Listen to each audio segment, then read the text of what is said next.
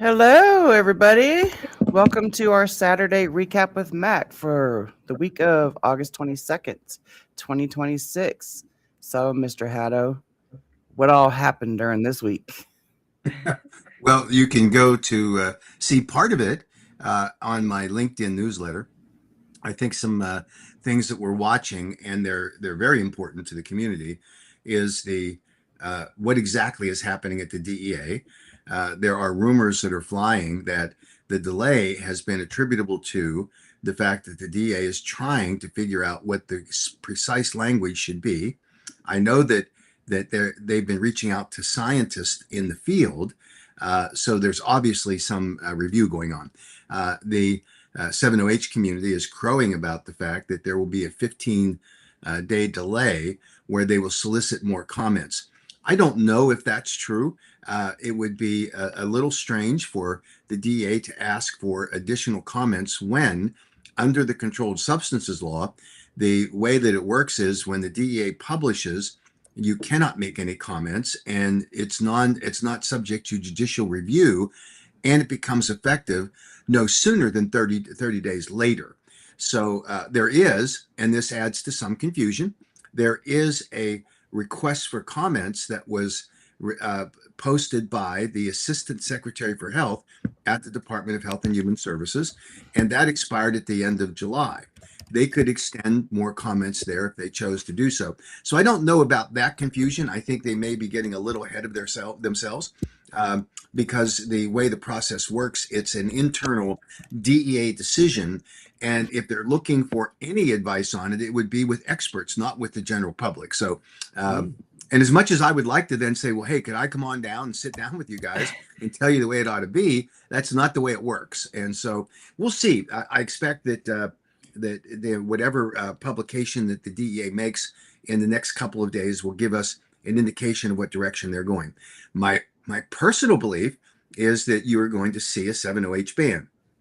There could be discussion about the pseudodoxil MGM 15 and 16, which comprises a significantly smaller consumer public group, and so maybe there's some tweaking that needs to be done there. But I think they've got the 7OH thing pretty well down. We'll see. So that's one thing.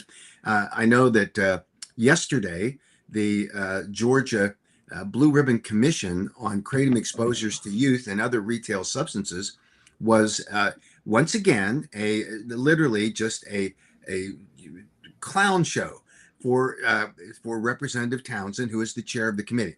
He, by the way, is entitled to have his anti-kratom views. He has them. He has been for the last three sessions trying to get a kratom ban enacted. He's been unsuccessful. He's tried, various ways to manipulate that. But he's anti-kratom. And the only reason, from my understanding, that he was giving the chairmanship of this study group was because his bill got removed from the House Rules Committee that would have substantially banned kratom. Now, it's interesting because when he and I talked yesterday, both before and after the hearing, he was unwilling to acknowledge the plain fact that he deceived the committee. It's called their I can't remember the Youth title. exposure. No. The committee during the legislative session. Oh, It's subjudiciary something. But anyway, he had then come to the committee at the last minute with a substitute bill. Okay, and it's common. And the only way that the committee members can know what a new substitute is, it pops up on their laptops that sit in front of them in the committee hearing.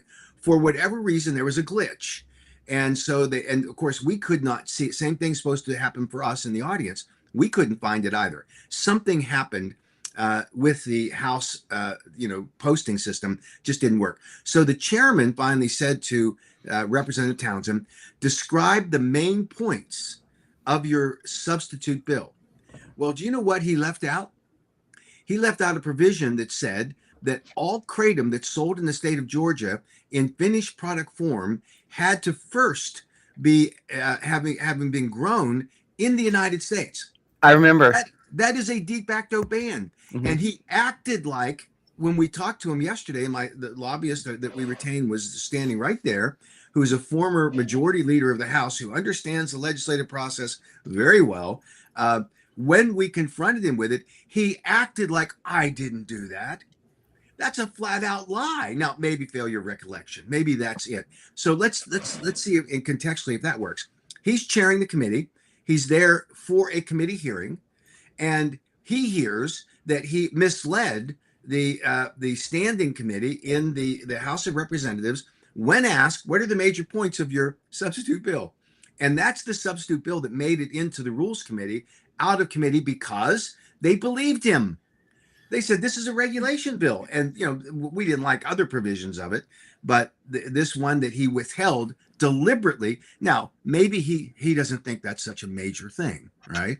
If you're wanting to ban a substance and you take away the source material for it and you don't mention that when you're having a discussion. His other provision was putting it behind the pharmacy counter. Mm-hmm. That's another issue we brought up with him and said, you did that knowing that the pharmacists don't want. He goes, oh, no. I talked to, and then he specifically named 3 members of the pharmacy board and a pharmacist board, the group that oversees pharmacists, and they wanted it. Now, our lobbyist stepped in and said, Rick, that's not true. You didn't get any sign off. There was never a review of, nor was there a vote on the provision that you put into your bill where you told everybody the pharmacists want this. And here's why it's so absurd. Pharmacists are trained to provide counseling to patients on drugs that are approved by the FDA. They don't have time to go through the 30,000 dietary supplements that are on the market. And the idea, and there's probably more than 30,000, the idea that anyone credibly could say, oh, the pharmacist want it. Because here's the major reason. If you have a product that you hand across the counter and you sell it to a customer, and that customer has an adverse event, you're in the chain of liability that would literally give an orgasm to Matt Wetherington. Oh, yeah. Yeah, it would. Because you can sue them. Mm-hmm. And Yeah. the pharmacists are not interested. They are protected by the information that's provided to the customer based on the labeling, and everybody's seen them. When you have a prescription drug, you pull it out and there's a big disclaimer statement that is, you spread it out and you can cover your whole mirror with it. Yeah. Give all these warnings. The pharmacists are not going to intentionally put themselves in harm's way of being later said, well, you didn't provide proper notice, which is the favorite go-to. That's what we're going to sue them on. And for Rick Townsend to represent that the pharmacists were willing to do this without there being exhaustive debate and a big discussion and a vote, it's simply not true. But this is the casual relationship that Representative Townsend has with the truth. And he sat there and told us, oh, that's not true. I confirmed it. That's like me saying that, I decided that I wanted to add another addition to my house. And so I went down to my 4-year-old grandson and said, do you think this is a good idea? And he'll say, Poppy, that's a great idea. And so I went and contracted to add an addition to the house. I might have left out a major influencer in that decision, Mrs. Haddo. This is craziness on his part, but more importantly, he doesn't get it. He thinks it's all okay.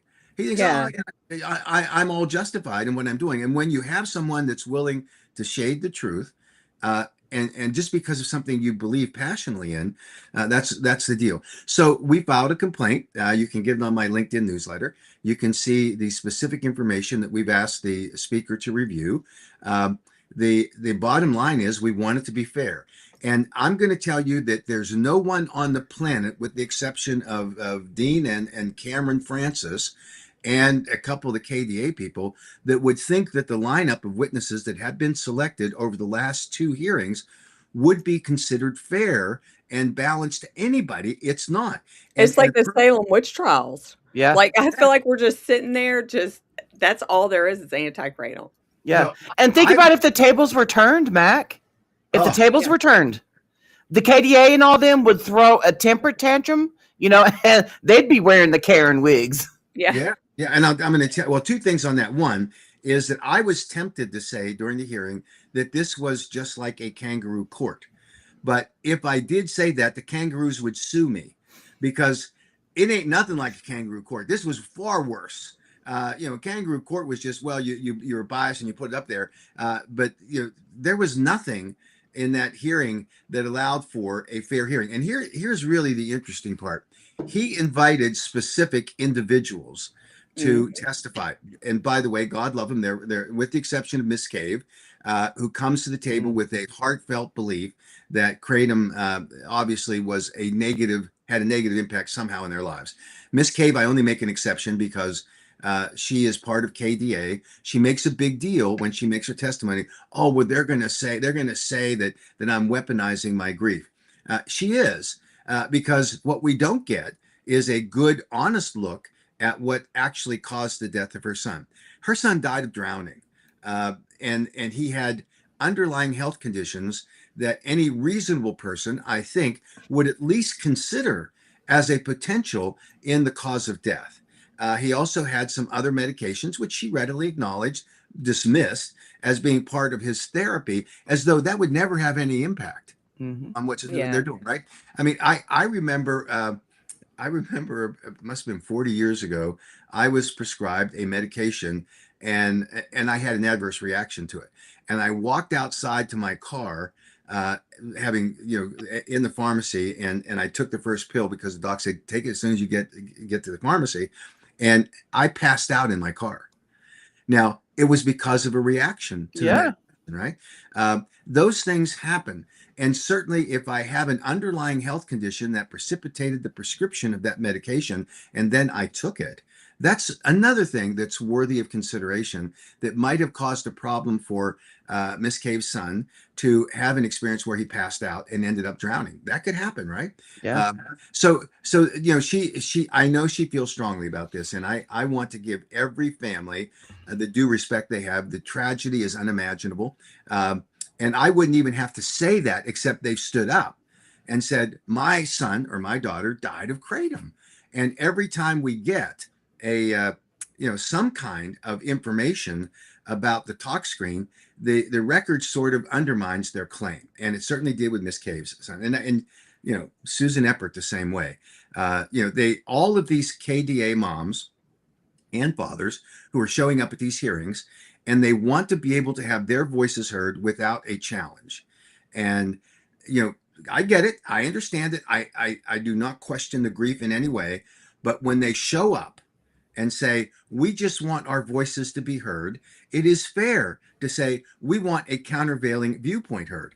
It is fair to say, we would like to see the tox screen and the autopsy report. Now, sometimes those autopsies don't tell you much, and because there's much that isn't tested because of what the CDC calls the lack of precision in postmortem investigations. So that happens, but at least we ought to be able to see the record. And I know that the Restucci family in Idaho is another good example. We're testifying out there, and they get up and they're outraged. One, that we would question them. I get the grief, all that. They were outraged that we would dare to question the medical examiner. Okay, look at the medical examiner's investigation.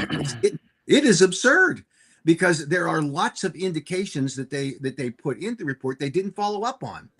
This is like you go to one of these cop shows and you watch it and you see somebody made a mistake. Well, somebody made a mistake here because they didn't fully investigate, didn't look at, or didn't evaluate in context the circumstances under which this individual died. And I would encourage everyone to go and read what's available on the public record about the Restucci case. This isn't the the wonderful traditional family situation. This young lady had problems. Yeah. And she had prescription medication she wasn't taking, and they didn't fully investigate that, or that she was taking in combination with so many others that it was like a pharmacy in what they found at the death scene. So certainly that should have been evaluated in the context of a death.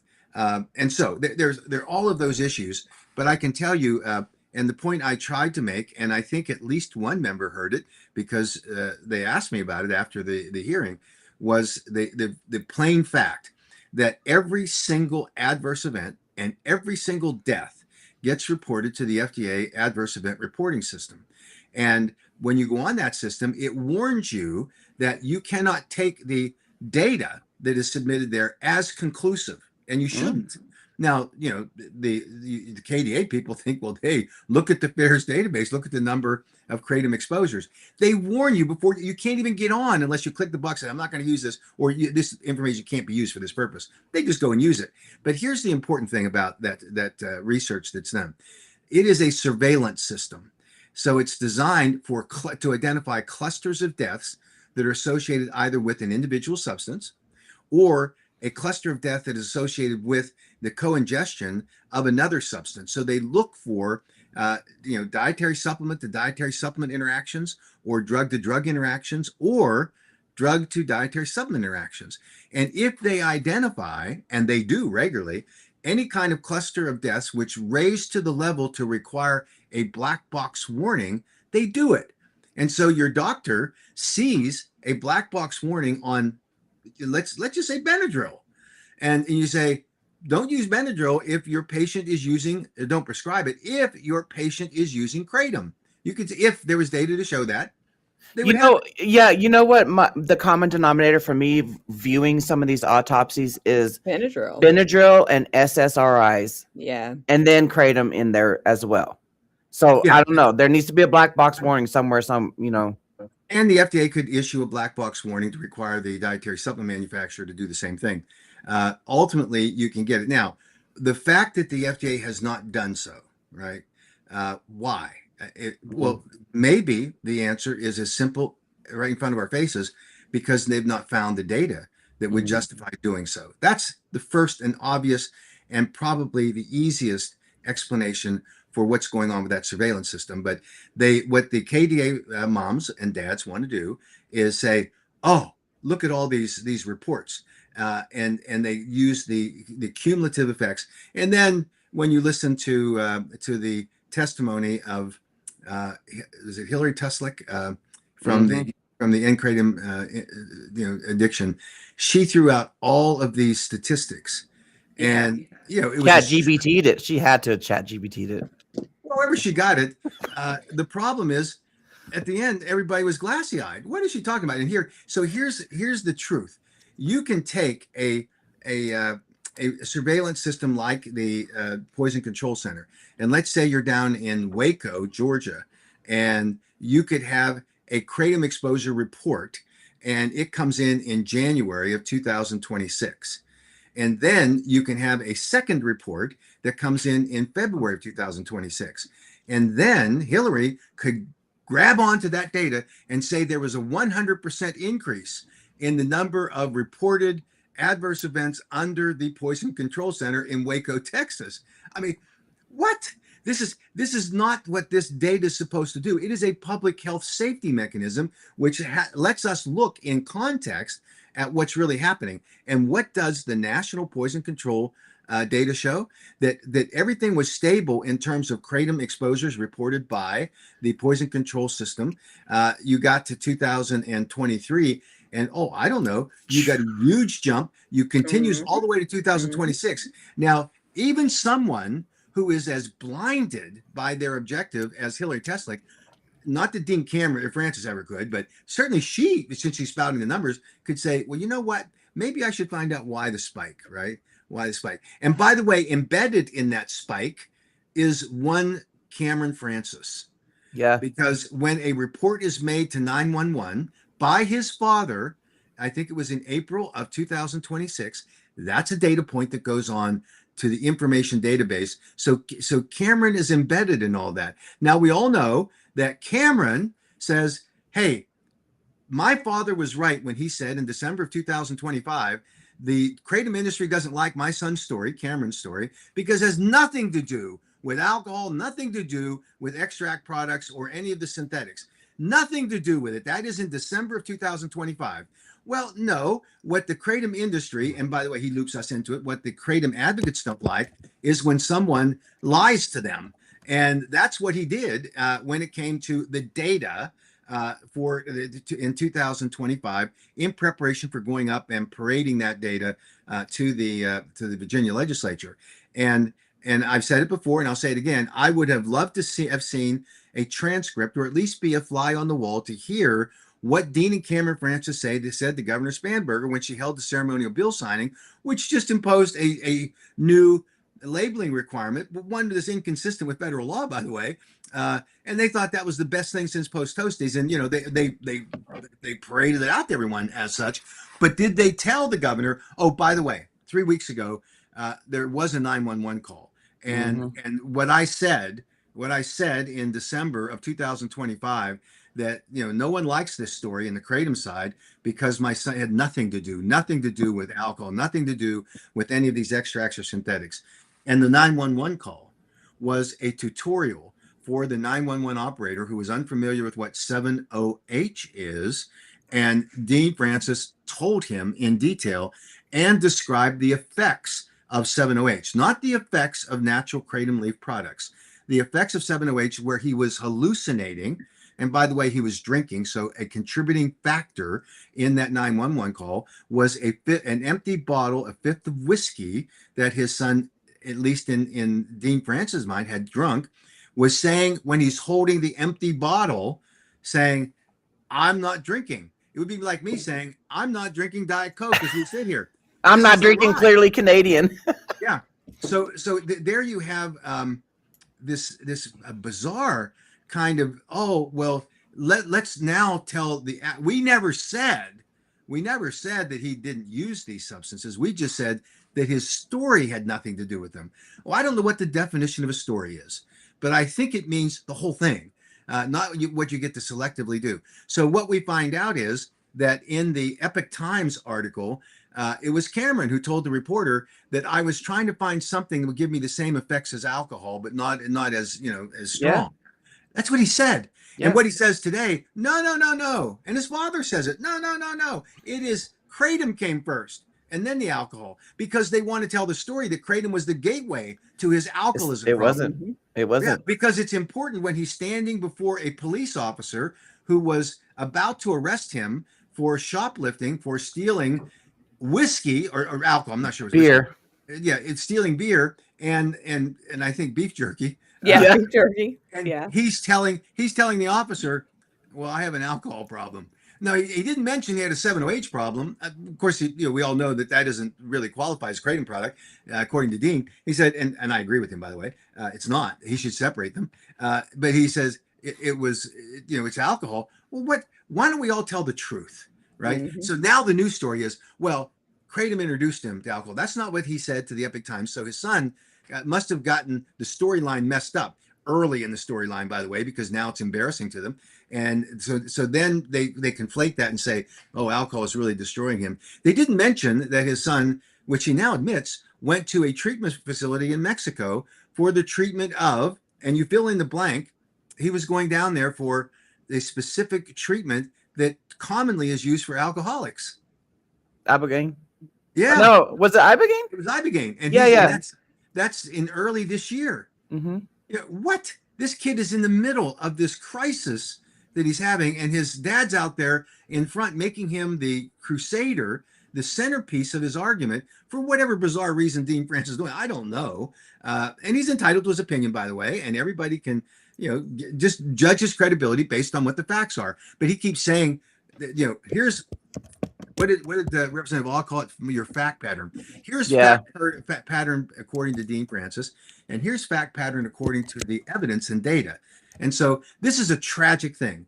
And why this has been trotted out to the center stage in the way that it's been done, to expose his son to this kind of difficulty in having to explain what it clearly is a very complicated journey on addiction, is really unexplainable. I don't know what it is, but I know. I mean, from what I've seen so far, is Cameron is the carrot.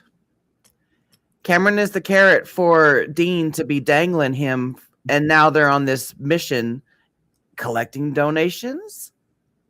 You know, someone made the point to me the other day, and it's a fair point. I'm not sure that I would agree with it, but they think that Dean is an addict for the attention. He is. Oh, yeah. As powerful as anything else. And maybe there's a case to be made for that. But it certainly has shown that it doesn't matter. It does not matter if he can get as we know, Senator Mike McKell, if he could go along on that journey to Yeah. the Mount Everest to kiss that albino They could yak on take the lips, turns kissing the yak. just get a camera Or up there. one could kiss one side and the other could kiss the other side. Yeah. That's in context. This is tragic because you have a problem where Yeah. you've got this kid that's at the center of it. He's 30 years old, but still, obviously a family member. And I get that motivation. I have been in similar circumstances with one of my sons that I had to make a choice if I was going to continue to be an empowering agent in his life for the deception that he engaged in. If I was going to be the guy that said, nothing, that you can't attack my son. I knew my son had some severe issues that needed to be addressed. His birth mother was an alcoholic, and when he was born, he had alcohol syndrome. Was it fetal alcohol syndrome? Mm-hmm. And with that came all of the challenges with developmental issues, his competition in school. He never fared well in those circumstances, and the tragic consequences of that were misbehavior, always in trouble, badgering other kids, bullying other kids. And, we did everything we could. Honestly, everything we thought was necessary based on counselors who told us to give him a treatment program. It was enormously expensive. At the output, the one thing that happened with this kid, and he's now 40 some years old, is that he at least got on the right track after high school when he left our home. And he's not a perfect kid to this day. But I like to think that the foundation that we provided to him was a lot of the honesty. Was we did, I've said it before. I knew this kid was lying when his lips were moving, and I didn't trust anything he said. And he had some great excuses for his misbehavior, by the way. He actually took a baseball bat and from his car window went down our street and knocked over everybody's mailboxes because he was ticked off about a girl that he wanted to date, and she said no, and she's a smart girl, and he knocked over everybody's mailbox with a baseball bat. With it, drive by or walking and doing it? No, he was driving. He was swinging it. I mean, we kind of did that stuff back in the day too. But he said but I lived in the country. He said he didn't do it, and we didn't have Ring cameras in those days, right? But I had a parent whom I had deep respect for as a neighbor, and was always a kind and wonderful person. And he said, I saw him do it. Now, do I believe the kid sitting in front of me with the baseball bat in the front seat of his car, saying, "Dad, I didn't do that. I didn't do that." Yeah. These are difficult things that every parent has to deal with. Well, not every parent, but well, it makes it worse when you're airing it out publicly like that. Yeah. It just makes it harder on the whole family, in my opinion. I mean, I know we all do the best that we can at the end of the day as parents, but that'd be the last thing I would want to do. Yeah, and I think so. So that's Dean Francis and Cameron Francis. It's really too bad, and I see now that that this is where we end up when we get into these discussions, and it is, in my opinion, a retreat for them to go back and say, "How dare you attack this kid?" Right? Mm-hmm. Well, I'm sorry. I'm not attacking the kid. I'm attacking what he's saying.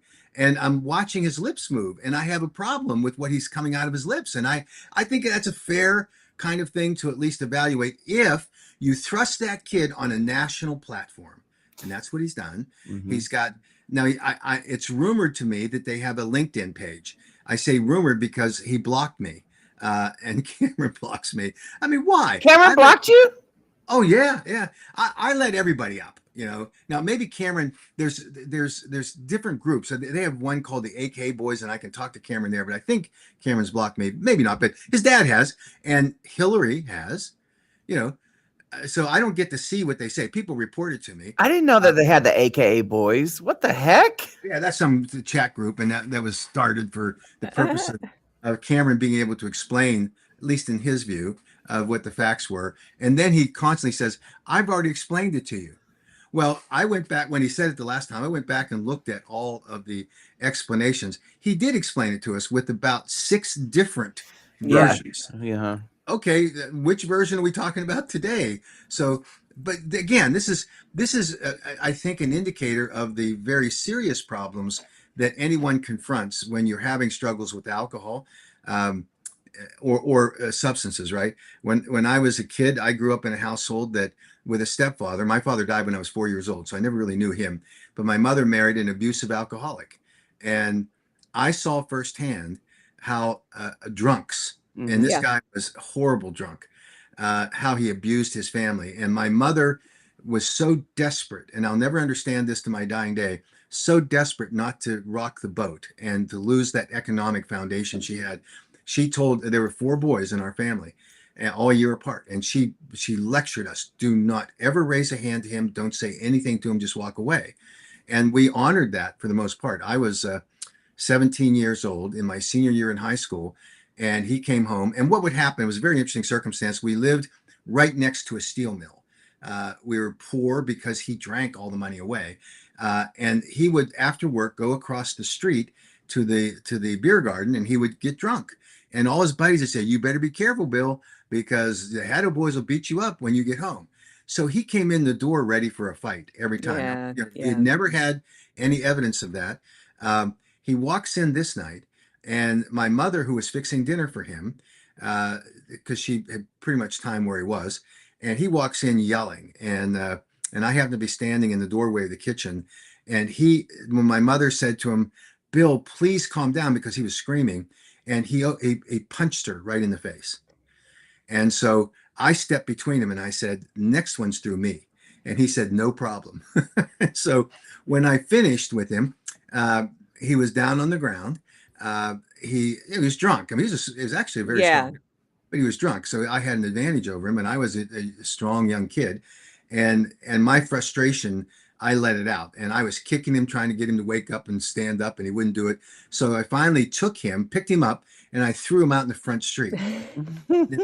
We lived near a steel mill, which was a very busy area, and the front street was busy.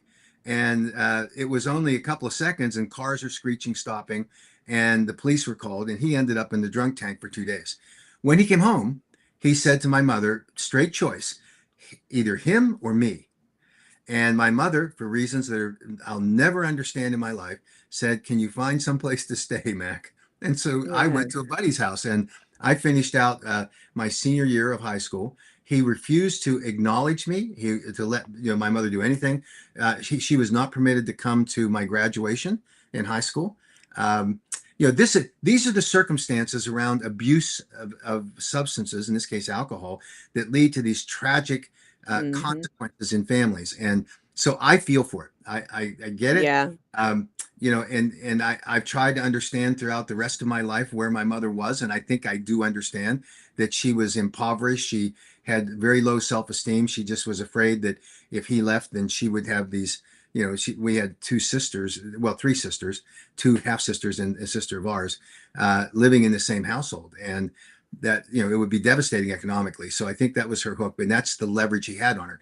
So whatever those things are that are used by people that abuse these kinds of substances, they're real, they have family consequences, and you behave in ways that are irrational, unexplainable. And I think that we're seeing some of that, at least in my opinion, play out in the Cameron family and the Francis family, I'm sorry. And so we just have to accept that, but that does not give them the right to take the platform they've taken and try to make it into something that it's not. And on the hearing in Georgia, the obvious feed for all the information that was provided to the committee by Chairman Townsend was fed to him in large part by the Dean Francis. Yeah. Because they played a video of a vendor, and it was apparently some goof off thing that the vendor did, and it was advertising his products, and he was throwing his product into crowds, and it looked like this is an AI generated thing that was, I think, a year or 2 old. So it tells you how it was early AI generation. And the chairman asked me, "Do you condone this kind of thing?" And I could not see the video very well, so I didn't know that what he was actually asking was, well, this looks like he's appealing to children. And of course, we do not in any way condone, nor do we support anyone marketing a Kratom product to a kid. And I think I said that, but I didn't know for sure what this was. I find out later that it's now posted on Dean Francis's End Kratom Addiction thing, mocking this particular mocking this particular vendor. saying this is what he did. This was a private TikTok that he apparently put up over a year ago, and he was just goofing off with some of his high school buddies that he was getting attention.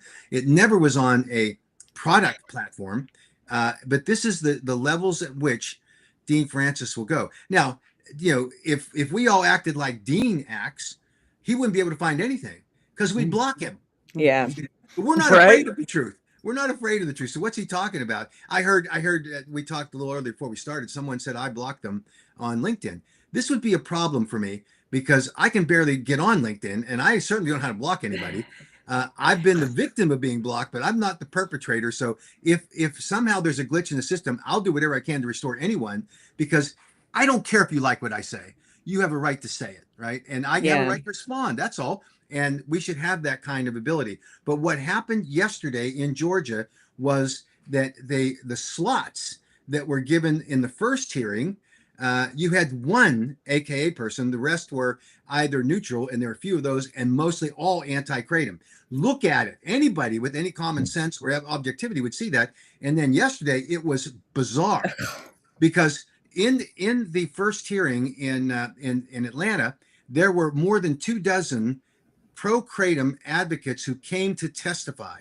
They were required to register with information for contact. They have that in the committee records. And yesterday, when we get there, he is invited. And by the way, some of them remotely, not just they had to be there. This is I mean, so fairly- you actually heard them. I heard a couple of them say when he called to invite me here today. So, I Mhm. mean, Yes. he Mhm. personally called these people.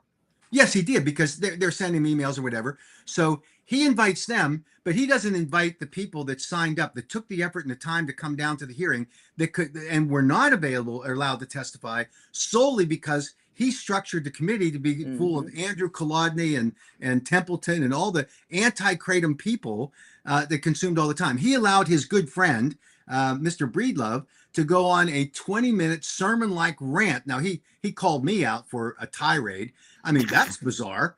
I mean, his buddy, by anybody's standard, it was pretty embarrassing that he got onto this, he was preaching at a church against kratom. He let that go on for 20 minutes. Yeah. But he wasn't going to let me say anything. He was done when I called him out. And, he tries to cut me off. And I tried to plow through that. I don't know how effective it was, but at some point we have to take a stand. And Yeah. so our complaint to the speaker was very simple.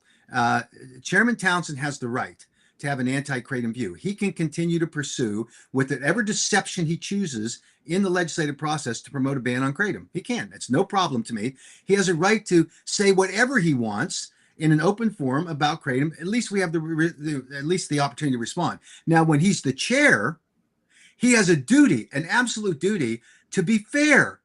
He doesn't get to choose, but He's not. He's not being fair. He did not ask a single member of that committee for any advice on who should be invited. Not a single one that we've been able to find.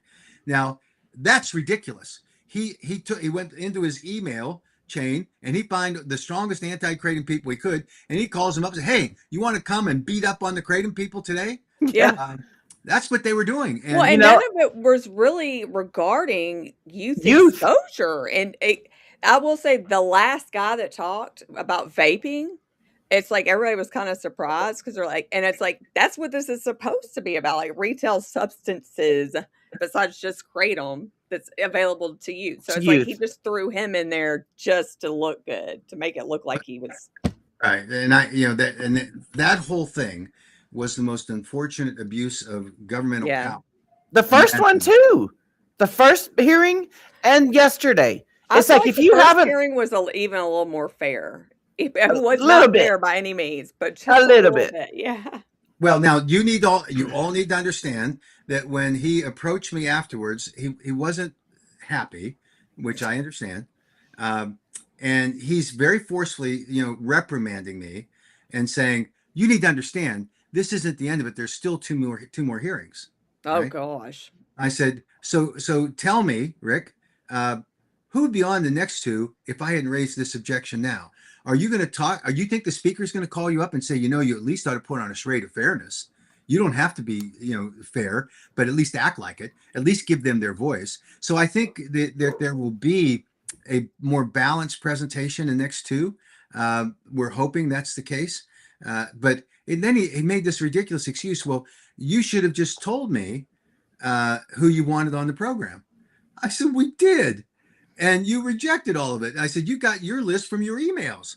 And by the way, you have a lot of emails that you could have picked some, because I know that you've gotten, according to one of the members of the committee that told me he'd gotten over 400 emails on this. So you might have dipped into that crowd and said, you want to come and talk and testify. But no, it's if you're anti-kratom, that's the selective sieve that you have to go through in order to be on the list of approved speakers at the Georgia, mind you, not the Rick Townsend charade, but the Georgia Blue Ribbon Committee on Kratom Youth Exposures and Other Retail Substances. That should be fair. It should be, balance it out. Now, it'd be one thing if there weren't anybody on the other side clamoring to testify, but that's ridiculous, and that's what he wants people to believe. Now, and then he brings in Susan Cave, who lives in Florida. Yeah, she lives in Florida. She might have previously lived in Georgia, And then the first mom or grandma that testified, didn't her grandson, wasn't it 7OH? It appears it was. Yeah, but see, she's gone on this. They want to mesh everything together, of course. Exactly.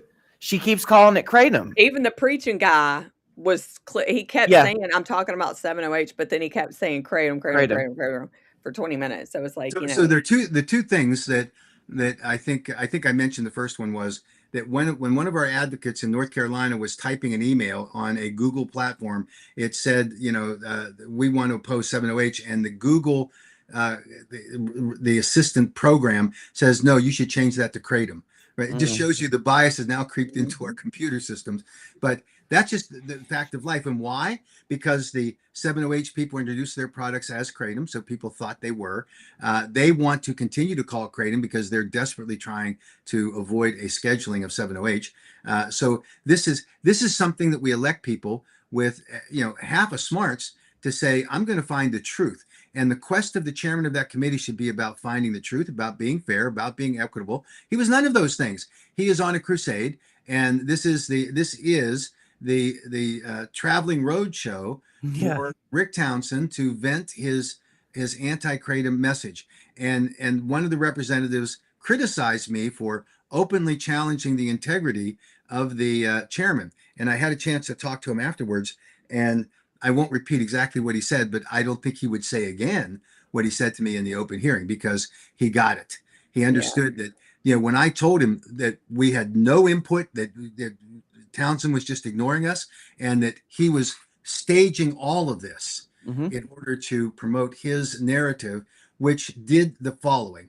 There are two victims in that process. One are the members of the committee who come in good faith, accepting an assignment from the speaker to serve on this committee. And then the obvious sacrifices associated with traveling all the way out to that remote district in Brunswick to participate. That's a little bit of a haul. It's about 3 hours or 3.5 hours from Atlanta. So they had to make an effort to get there. They should be exposed to a balanced presentation, all of the evidence. And then, more importantly, you have an entire legislature that is going to look at the report that's generated by this committee. And I can tell you there are two things that are going to happen. I think that report's going to be substantially different after our complaint than it would have been. And secondly, you're going to get an opponent's report. We're going to file a report to allow the legislature to see how badly Rick Townsend, as chairman, abused his authority and railroaded a message through that had nothing to do with reality or the truth. It was all about promoting his anti-kratom crusade.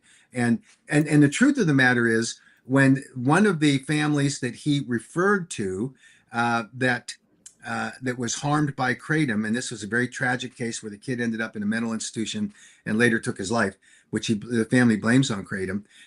When the I have to be careful here. When a local law enforcement official heard that story, he said, I've seen the entire thing. This kid had multiple substances, multiple mental health problems, and it ain't kratom that killed that kid. But yet in Rick Townsend's mind, because the family says it, I'll believe it. Because Dean Francis says the reason the kratom industry hates us is because it had nothing to do with alcohol or any of these extracts or synthetic products. That's what he said. And so we take that as the gospel truth, and we go down and swear to everyone on the Bible, this kratom stuff's bad. And none of the truth is allowed to filter out when you get that kind of a blockade on what he's doing. So that's why we made the complaint. We're going to pursue it.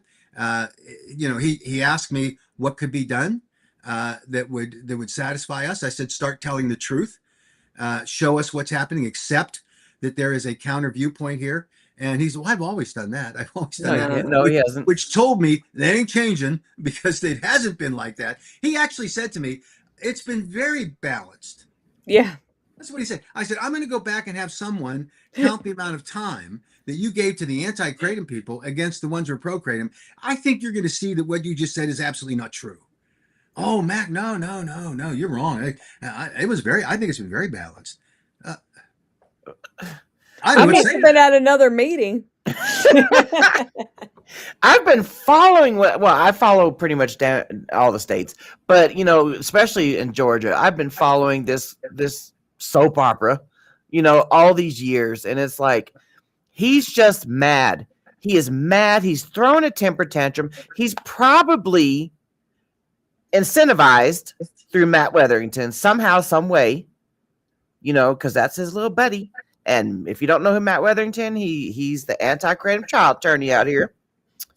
Well, I did tell him. I'd gone out that morning and I bought a Monster drink at a gas station. I had purchased some Imodium at a convenience store, and I had purchased Benadryl.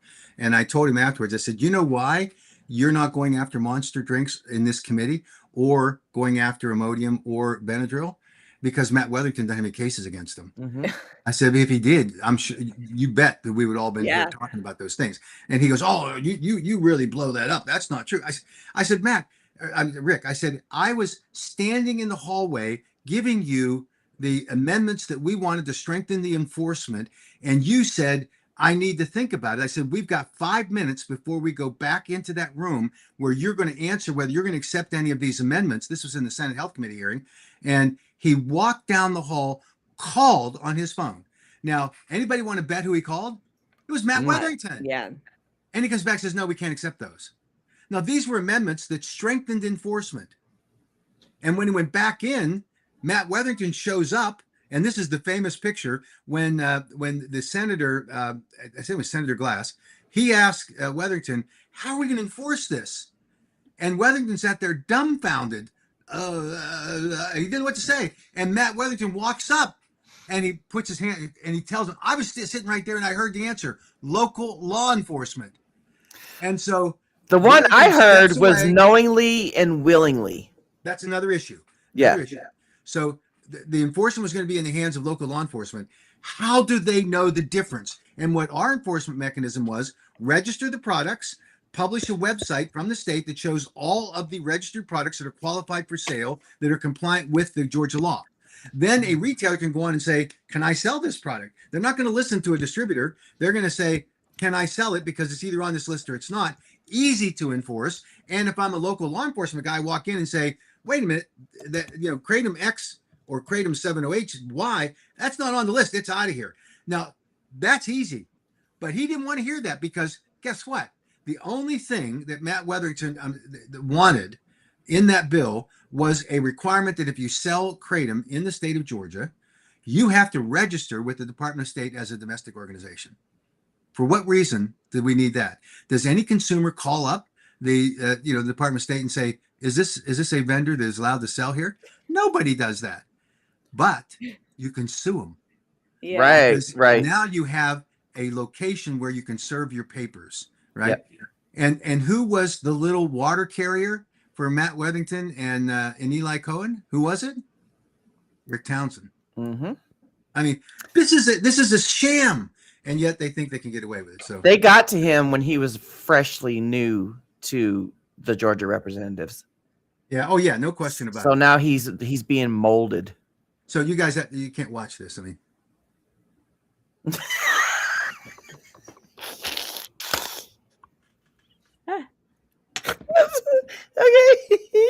Okay. Okay. So you know what? I do want to ask you, when you had that back and forth between Michelle Awe and her, it's supposed to be yes and no questions, right?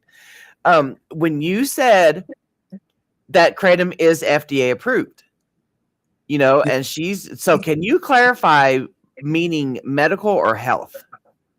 It was health. So under the Dietary Supplement Health and Education Act, was passed in 1994, there is a pathway for a kratom manufacturer for a product that was not in commerce prior to October 15th of 1994. So any kratom product that was in commerce prior to that is legal. Powders and capsules, they were dominant product forms. After the October 15th, 94, if you have a kratom product you formulated into a beverage or into a extract, you are required to go through the new dietary ingredient notification process. Okay, so you submit your evidence and data. You have to go out and collect it. You have to provide whatever that is, and you know that the FDA is going to stop you if you just pull stuff off the internet. That ain't going to play. You have to do your own research, and you have to show it to them, and it has to be very specific.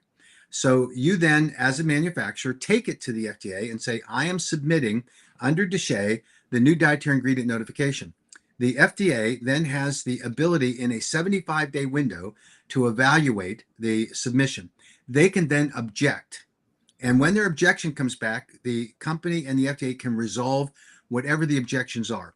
At the end of that process, if the FDA doesn't accept the responses from the company still has the ability to go on the market. The burden at that point is on the FDA to say, no, that product's unsafe. I'm pulling it off the market. Right. That's the process. There have been many companies that have gone through the NDIN process under the DSHEA Act that are on the market today using that process, meaning that they are fully regulated, subject to a withdrawal from the FDA. So is there, and I'm going to talk with Representative Law. She's a very smart woman, by the way, very smart woman, and a doctor. And I understand where she comes from and what her view of what kratom is. I get that. But the fact of the matter is what she called the fact pattern being different. It's not different. It's the law. And the FDA has the authority to go in and swipe up all of those products that have been through the NDIN process, because guess what you have to do when you file an NDIN? You have to put your name, the name of your company, you have to have the address, you have to have a lot of information, your DUNS number, all kinds of identifying material. So it would not be difficult for the FDA to, if they objected enough that the kratom product in their view was dangerous, they simply go out, knock on the door of the company address that was provided to them and say, guess what? You're off the market. Has not happened, right? So there's that. Now, the other thing Representative Law and I disagreed on was that she asked me, sort of the issue about metrogeny being converted into 7-OH, and doesn't that make it a metabolite? So maybe I didn't do a good job explaining. I thought I did, but this is what I was trying to say to her, and I'm not sure that we could even agree now. If you have a parent compound, and let's say it's metrogeny, in this case it is, the parent compound gets ingested. In your liver, that parent compound then gets a portion of it gets converted into 7-OH. So that's now a metabolite, right? So the metrogene's the noun in this process. The metabolizing process is the verb, and the output is 7-OH. That is not kratom. That is not the parent compound. The metrogeny that is left over after that process is the parent compound, less the amount of that parent compound that was converted into 7-OH. So I'm going to do this. I'm going to, and like I say, she's a very smart woman. I have no beef with her at all. I think she just saw this, and I think that we could probably come to some agreement on what was said. And if I didn't explain it correctly, I'm willing to go back and, reconnect on that issue. But the idea that the metabolite is metrogeny, in my view, is just inaccurate. It's not. It's the parent compound, which is a constituent of the plant. 7-OH is not. It is a metabolite that has already occurred before it gets to the manufacturing process. So when you have a parent compound in the United States, you have metrogeny and parent compound X, which is 7-OH, and that goes through your gut. And then you have the parent compound metrogeny that survives, and you have the parent compound 7-OH that gets enhanced along with some of the metrogeny. And there you have the important distinction between a natural kratom leaf product and a chemically manipulated Yeah. one, as defined by the FDA and HHS and DEA. Trace amounts of 7-OH that are available in the parent compound, and then after the product goes through your liver, and this is the critical point, because the anti-kratom people have glommed onto this. They say, oh, the gut converts it into 7-OH, so therefore it is a illegal Opioid. compound, Yeah. an opioid. Well, that's not the way it works, because the amount of 7-OH that's produced by your liver is actually impacted by two things. One, the actual amount of the material.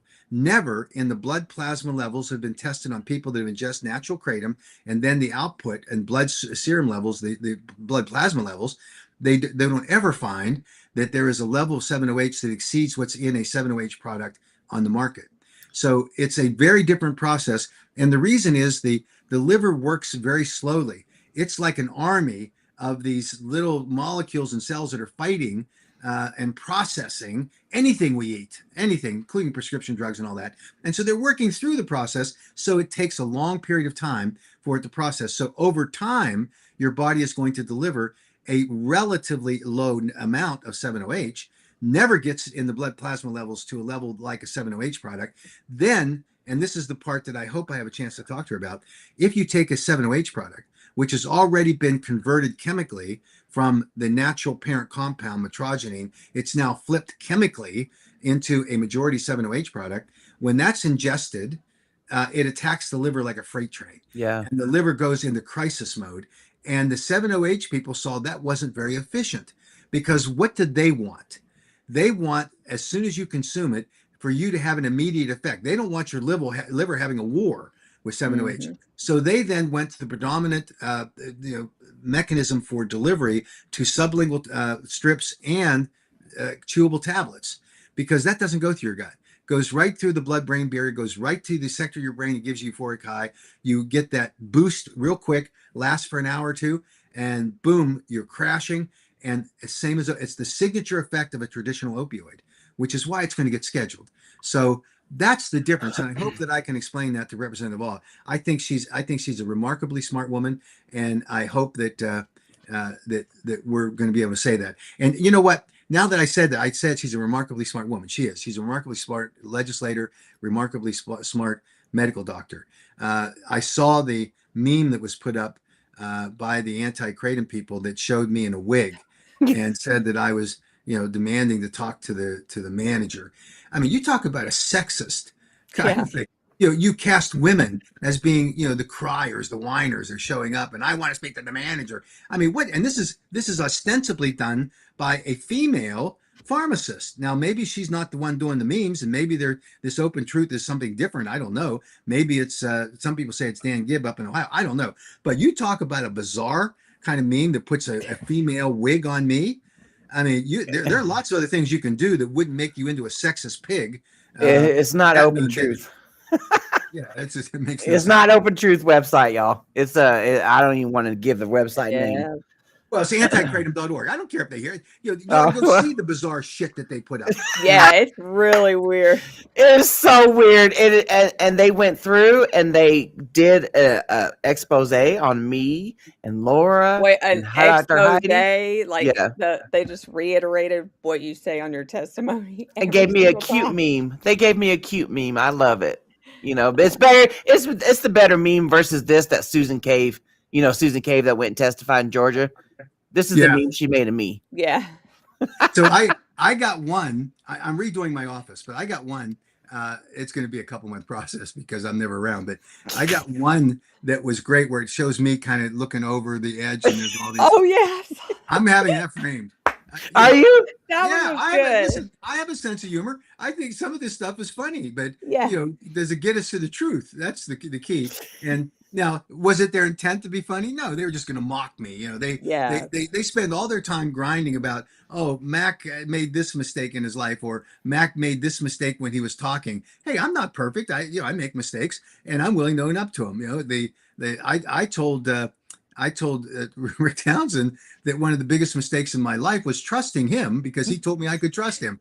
I said, you know what? I could smack myself for that because I can't trust you. And he can't believe I say something like that because he's a representative.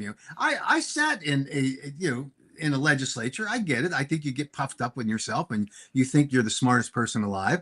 And when I was in the legislature, I made a few mistakes and I tried to learn from them. But I think he's a little obstinate on this issue. Well, no, I take that back. That he's a lot obstinate on this issue, and he doesn't see the forest for the trees. And the only way I'm hoping the speaker reins him in. I don't expect that to be a public whipping, by the way, but I think the speaker's going to have to deal with him and say, you can't play this game in calling into question the integrity of the entire legislature because you want to run this rant and this Kratom crusade. That's literally what it is. It's like just drilling that rant in every single meeting. To borrow a word, rant. What did he call what I was saying? Tirade. Tirade. I mean, give me a break. There was just, but see, he didn't want me talking anymore. See, the thing of it is, Mac, is that with him and with other people in the community, I can't name no names either. It's like they don't expect Mr. Mac Haddo to get fed up. Like everybody reaches their breaking point. Well, you could if you play Mr. Nice Guy and you let people walk all over you in life, you're never gonna. You have to speak up for yourself. You have to advocate for yourself sometimes. And what we saw yesterday at the Georgia committee, you spoke up for the Kratom consumers. Yeah, right. Not just ones in Georgia, but in the United States. You stood your ground yesterday, and we applaud you. We freaking applauded you. Thank you, but I want you to know that I still consider myself to be Mr. Nice Guy. That was what Townsend heard yesterday was Mr. Nice Guy. He hasn't seen Mac Unleashed, and he keeps this game up, and we're not stopping. I mean, this is what he's doing is fundamentally unfair. He's misleading his colleagues with his nonsense. We've got a pattern of behavior where he misleads his colleagues, and he either doesn't remember when he does it, or he gets amnesia, or he gets blackouts.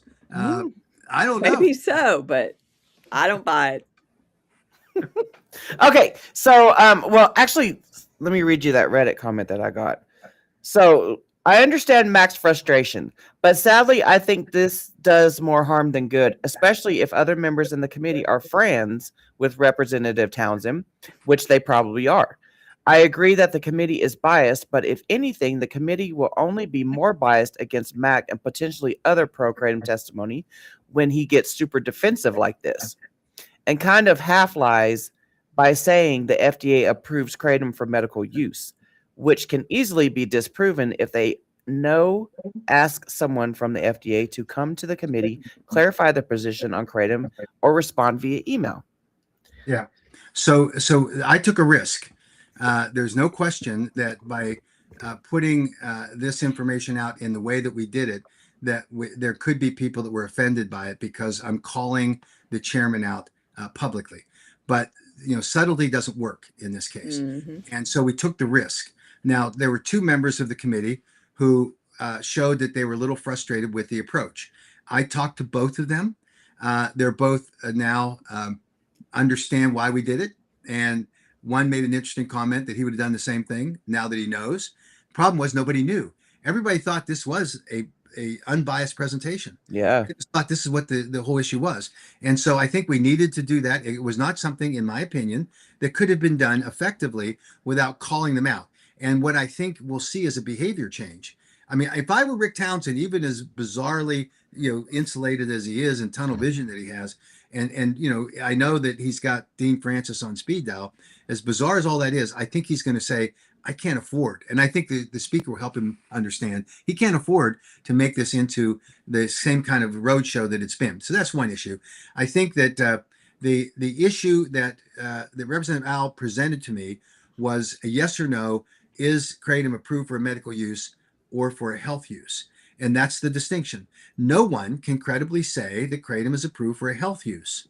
Now, that's different than an individual consumer saying that I experienced a therapeutic benefit from consuming Kratom. You as an individual are allowed to say that, to experience it, and your First Amendment rights protect you. A consumer cannot say, my product will help you achieve that therapeutic benefit, because that becomes illegal commercial speech. So that's the distinction on a medical use. But what Representative Ah, and I don't think she fully understood the answer that I provided yet, and I'm going to continue to pursue it with her, is for a health use. Well, yes, there is a health use. There Oh, are so what you previously described was medical. You said health use, but what you described was medical. medical, yeah. Now you're going, oh yeah, you said health. I'm sorry. I apologize. So there's no question that there is a process by which the 40,000 plus dietary supplements that are on the market today that allow people to make the freedom of choice to manage their health and well-being are what dietary supplements do. Now, the FDA doesn't agree with that, by the way. They don't think that dietary supplements help you at all. And there are some bad dietary supplements Yeah. in the market that are marketed to say, well, you take this and you're never gonna have knee pain again, that kind of thing.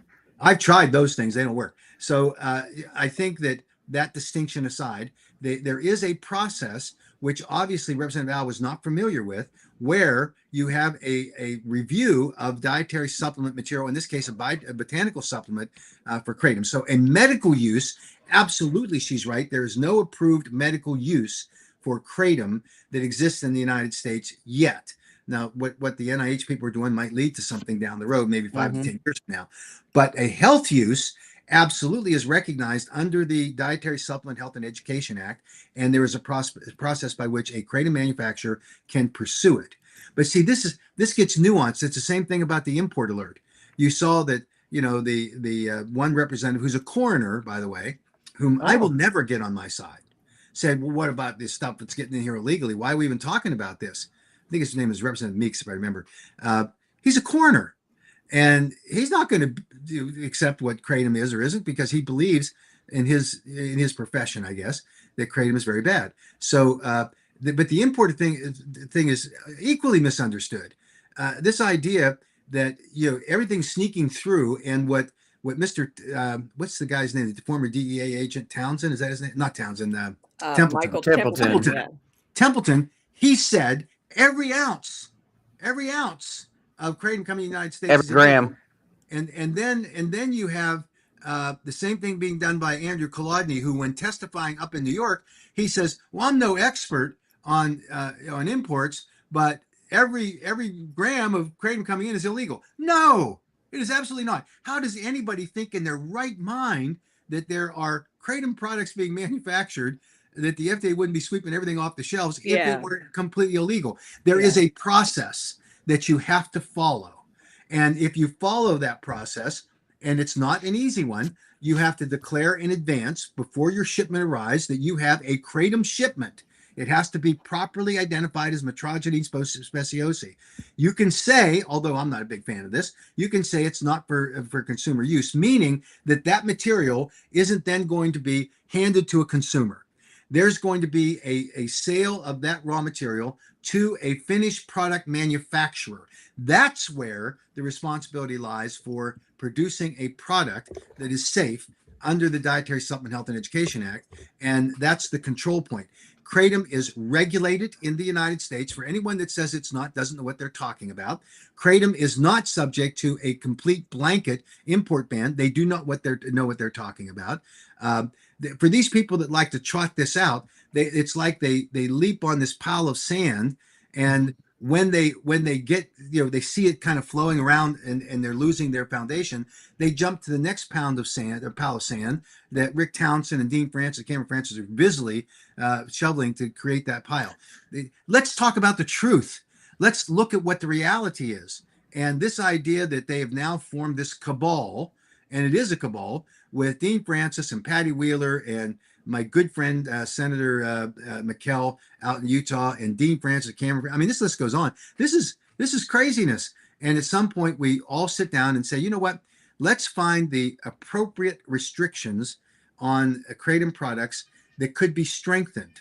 And that's what I tried to do yesterday, to explain to them that there is a regulatory model for enforcement that Representative Townsend rejected out of hand.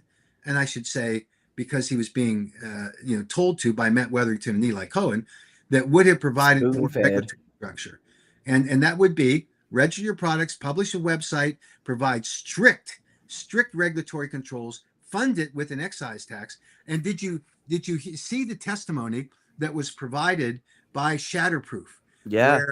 where she said that in the state of West Virginia, and I promised myself I was going to look this up before I came on. I didn't do it. But if you look at the population of West Virginia, compare it to the population of Georgia, I'm going to take a wild guess. It's at least double. They collected $6.5 million in excise taxes at 11% on Kratom products sold in the state of West Virginia. No one is going to tell me that that's not enough to enforce. I know that what Utah asked for was, I think, 1.5 million. What the crazy Florida Department of Agriculture fiscal note estimate was, I think, 2.5 million. I mean, if you want to responsibly regulate this product by putting boots on the ground with inspectors, you want to have the staff to evaluate applications for registering for your products, maintain a website.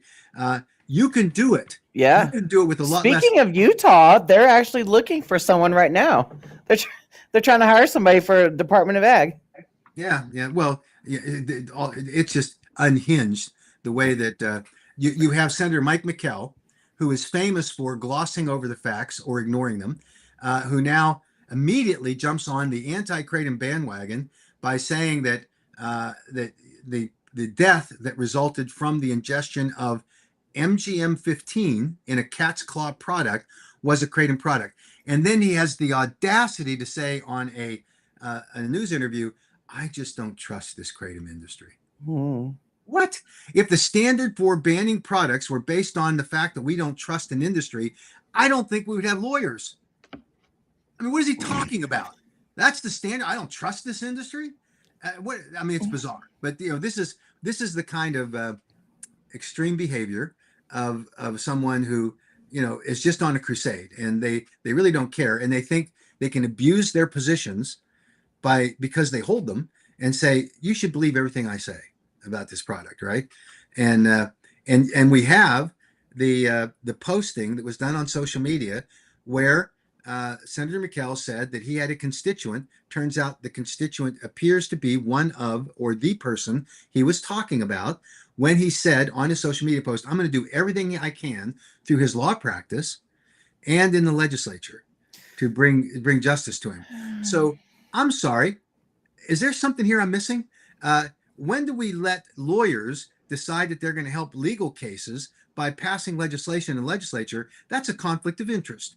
And yet now he didn't file the case, but there's another law firm and we're named in the lawsuit. So I'm going to be very careful about what we say about that because that's just their game. But I think it would be worth people looking at whether or not there is a relationship between the law firm that has filed the case against the particular companies and named the AKA in it for some bizarre reason. I think that's at the encouragement, of Senator McKell. And we're only going to get to the truth in what's going to be a years-long battle. And in the meantime, you have Senator McKell will say, well, look, there's lawsuits filed, and this is a terrible situation. And I don't trust this industry. Well, Senator McKell, we don't trust lawyers. We don't trust you. And if that's the criteria, then be gone with you. Let's get someone that let's get an accountant to pass or to sponsor a bill to ban Kratom. Let's do that instead of the self-interest that you show. An accountant. Okay. Did you watch the Montana hearing? I did. Yeah. Well, Same. there's one thing, as you saw in my LinkedIn newsletter today, I'm still shocked. And I cannot believe it because I know no one in their right mind would believe me if I said that I had hounded the person who lives in Montana, who is the head of the grassroots advocacy organization, Robin Graham, who runs this organization, who went on a rant on February 14th of 2025 and said, 2025, 26. 26, I'm sorry. People need to get off their butts and get out and testify. Now, they've cut and spliced that so many times. That's exactly what she said. Why don't you just admit it? Why don't you be honest and just say, you know what? She said something. She was trying to get people hyped up. But no, they want to say she didn't mean that. She didn't mean that people should get off their butts to go testify at a hearing. And by the way, you heard the actual advice from the chief Moomba in the and that's not sexist, is it? Moomba is, I think, generic term. But you have I don't know. Yeah, I don't know either. I'm going to investigate that to see if Moomba is sexist or not. But for the purpose of now, the chief Moomba of the Kratom Gals, podcast said, if you live in the state, it's critically important that you show up because your voice matters. And so there I was with my popcorn, waiting, waiting for Robin Graham to testify because, damn it, she lives in Montana. Her voice is critically important. I don't know. The chief Moomba said that. Critically important. And this is the 7th or 8th hearing where you can call in and testify remotely and have your voice heard. And we lost that vote 6-5. Now, that's not the end of the day, by the way, but we lost it 6-5. Maybe Robin Graham, as an influential Montana constituent, I need to relax because I need to take my kratom. Maybe she would have had a difference. What the hell are these people talking about? And they want to say with credibility that they are these advocates and that they're out for the kratom people. They are they're apologists for the 7OH group. And this is what I said, and I mean it because this is the last one I'm going to talk to them. They made themselves irrelevant with the joint actions of where you've got Madeline saying, I don't take any money.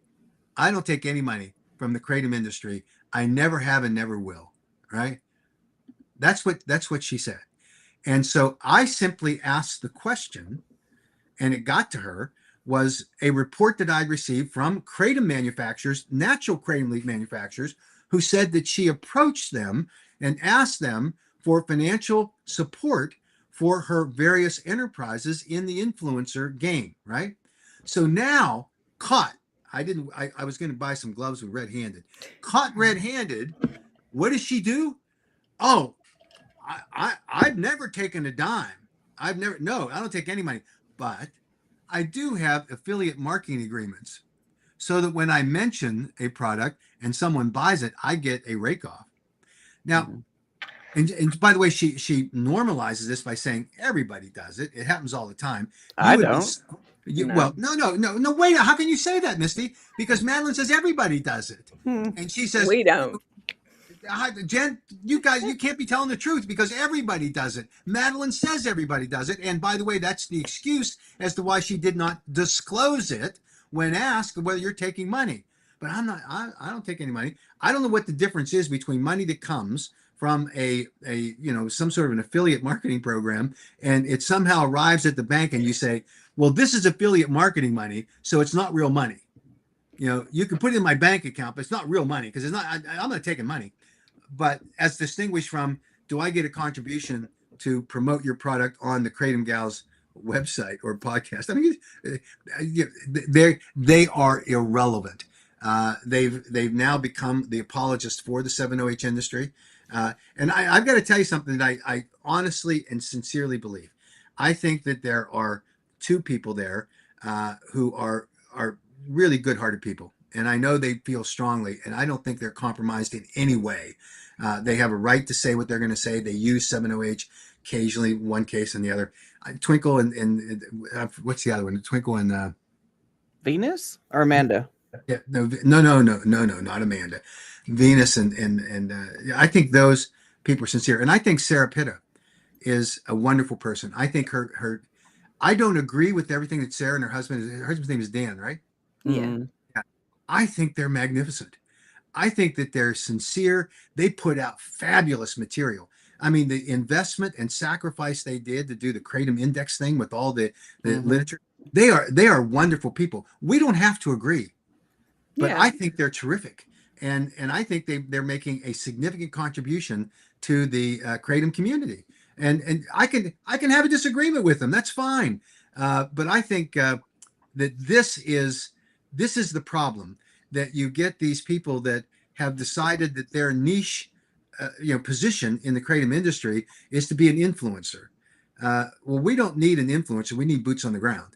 And we need people that are out there willing to make the sacrifice. And I've not seen, and I get it. She says that's not my shtick. I've not seen Madeline testify remotely or in person at any hearing. And yet she is the face of. Not even for her state when that happened last year. Yeah. So they're irrelevant, and irrelevancy is defined by the actions of the 7OH, the 7 those people, the Kratom gals, and then you get into Amanda.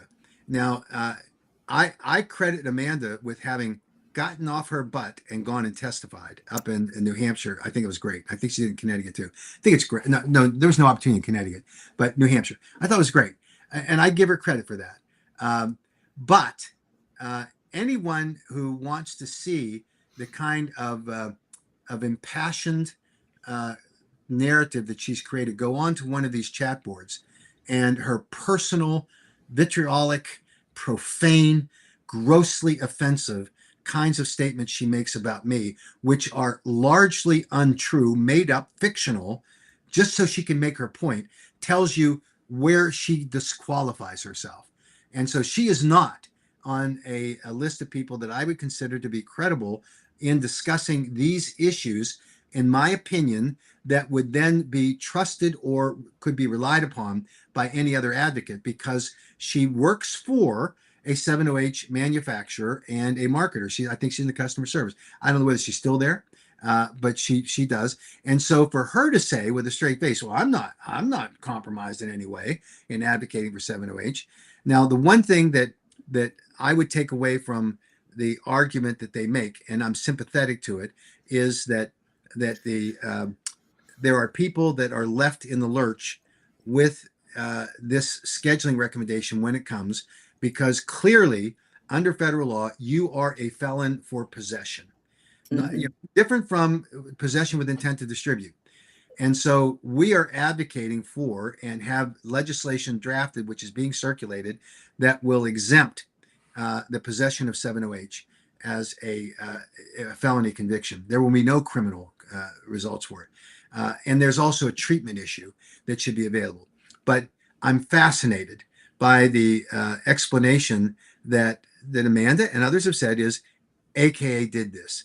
Because if AKA hadn't done this, then, all these people would still be taken care of.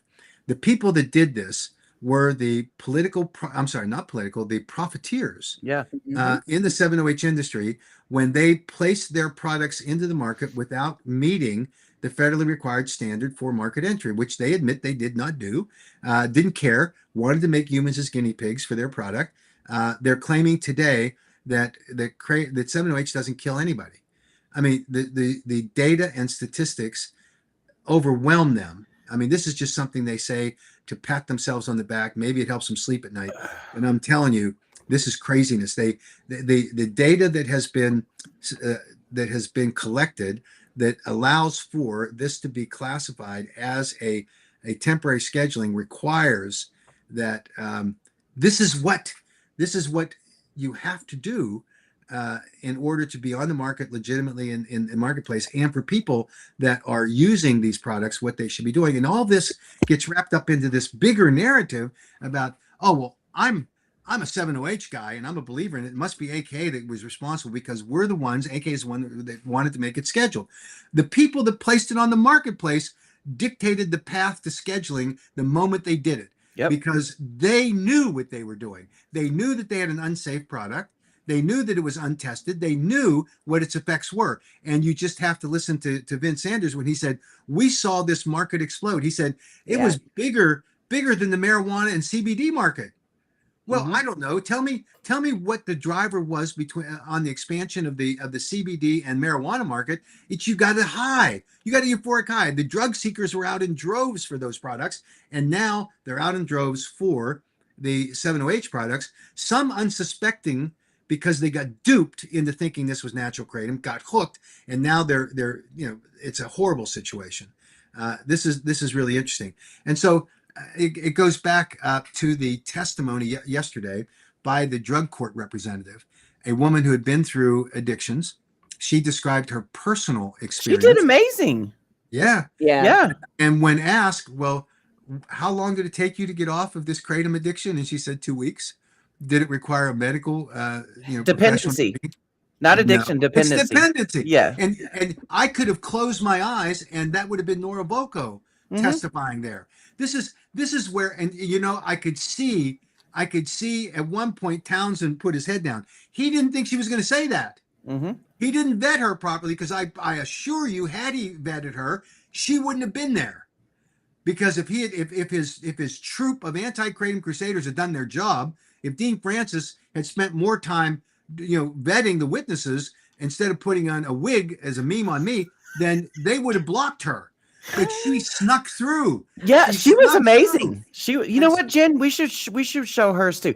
Honestly, when Shatterproof testified, I was a little bit impressed. Yeah. I was a little bit impressed with that. It wasn't Although- as bad as I thought it was going to be. Yeah. So I went up afterwards. I think her name is Leah, and I handed her my card, and I said, "You and I really should talk because I agree with about 70% of what you said, Yeah. and the 30% that you said, I think we could have a discussion about." Yeah. And now, obviously, I'm not a good reader of people because I've been criticized for not understanding what people are saying. But I got the sense that she was not real anxious to talk to me, and that's disappointing because I'm going to follow up, and I hope that I just misread that situation. Well, it's probably because you mentioned the donor, being Yeah. funded and stuff, Yeah. and Shatterproof is. Yeah. Bev has showed me all the screenshots. Well, not all of them, but she showed me one yesterday. She's worked her butt off over the years, Yeah. tracking down all their, And I apologized to her, and I said, I know I put you in the bucket of the addiction recovery centers. It was actually a Suboxone group that funds you. And I said, and you are on their long-term corporate partner list. And I think long-term means multiple years. And you got $150,000 last year. That might have added to her. She scrunched up her face. And I don't mean to be sexist because men can scrunch up their faces too. But I've seen this look from my wife and my daughters when they. I know what that means, and it's because I'm smart, and if through experience, learn. She ain't talking to me, but I'm going to try, and I'm going to see if we can bridge that gap. But yeah, that lady from the drug court play, I liked her testimony. Like, Kratom definitely saved her, and she used it as a bridge until she could get to the root cause of her. I believe it was migraines, chronic pain, or migraines, or something like that. Yeah. So what at the bottom line, it tells you a lot that there are people out there that are using Kratom responsibly that are seeing health benefits from it. In a well-regulated marketplace would have better protections, and we were giving those. They were rejected, not dismissed. They were rejected specifically by Representative Townsend when we asked him to include these regulations in his bill. Strict fines, all of that. I see the question up here: how would in Georgia online sales be affected? You have to register. You can't sell online unless you register, go through the registration process with an independent certificate of analysis, and then you get on the list. Then a consumer can do the same thing that a retailer could do. You go online and look to see the approved products and in Georgia that have registered, and then you can then buy that product. And that's the process. Now, none of this is perfect. This is a dietary supplement. This is not a prescription drug. This is not a street drug. I mean, this is craziness. But we put in a layer of consumer protections that allows for assurance for one thing. A consumer has an increased confidence in the safety of the product that they're purchasing. It's not for some bureaucrat to be able to say, "Oh, I just got $2 million in order to build a bigger bureaucracy to buy some equipment or to hire some people." That's not what it's for. It's for consumers to be protected. And if it means that we do X being all of those things I just mentioned, fine. But it ought to be legitimate. And I have been in too many meetings where for example, in Florida, the Department of Agriculture said in the meeting where we talked about the fiscal note, where they wanted initially about $10 million. And their justification for $10 million of a funding for Kratom sales was that they had to build a new laboratory. And I'm sitting there thinking, I don't know, $10 million seems like a lot. And then they said, well, we have to construct the building to house it in.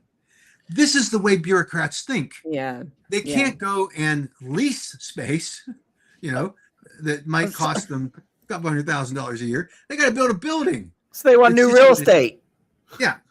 So I actually have a question about that I was going to ask you today. Well, as far as like the whole, okay, so let's say when the 708 scheduling does happen and it's, completely set in stone and everything, Say going forward when a state is trying to ban everything because they say they can't differentiate. I know that I guess they're technically wouldn't there be like federal federal Resources. resources available, I guess, for them to test? Would it be in each state? Would there be funding and testing available for each state if it's something federally or? So there are two responses to that. First, if the feds actually schedule it, most of the marketplace is going to dry up because Mhm. there's no way a distributor is going to risk getting a felony conviction for distributing. And I don't care what the manufacturer offers them, they're not going to do it. And the retailers are going to be in the same boat. So you will see a significant diminishment of the 7OH marketplace by magnitudes.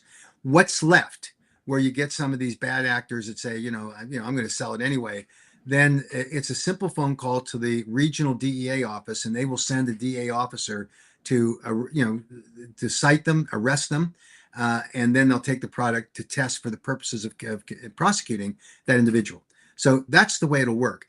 The state does not have to worry in any way about enforcement in the structural enforcement part of it. We're concerned about consumers. Yeah. And that's ultimately what we want, is to get these products off the market.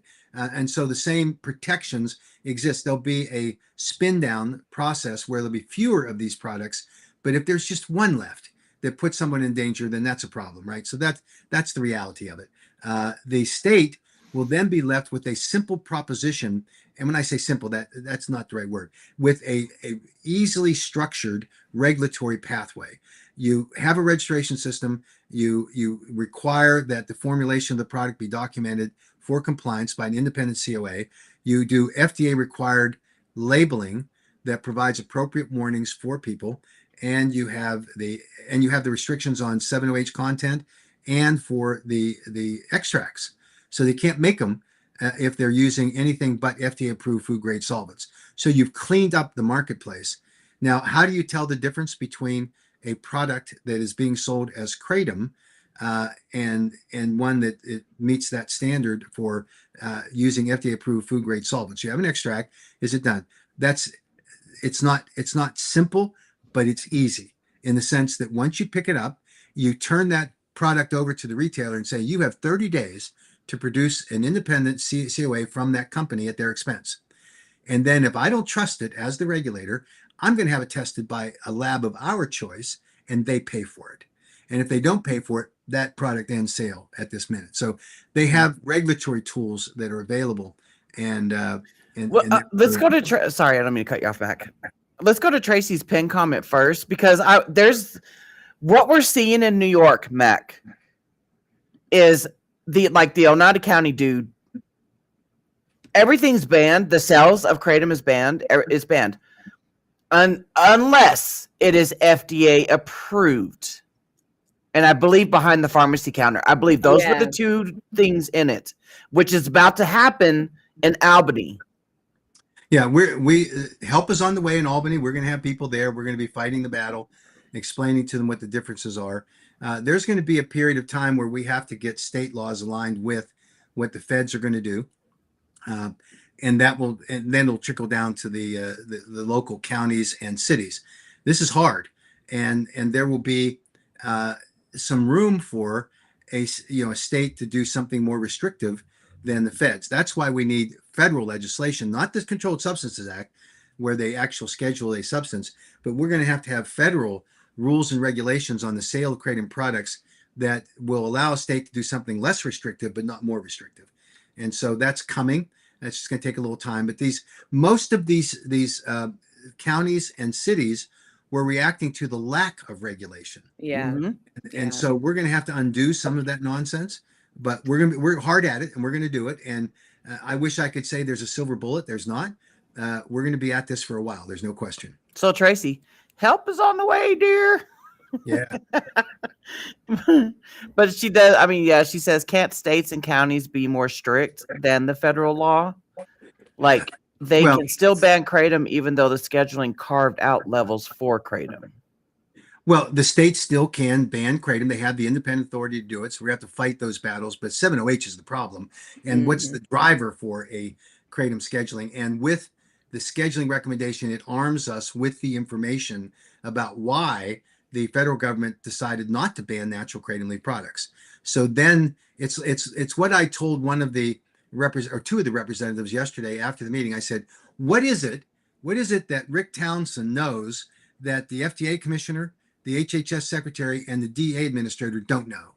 Because he wants to ban all kratom, and the FDA, HHS, and DA say no, natural kratom leaf products are not the subject of our scrutiny. So there's work to be done. This is not, it doesn't end here, but a big part of the problem is going to be terminated. We can focus then on helping legislators and in the state and local, county and local governments understand what the foundation argument is for why kratom should be properly regulated.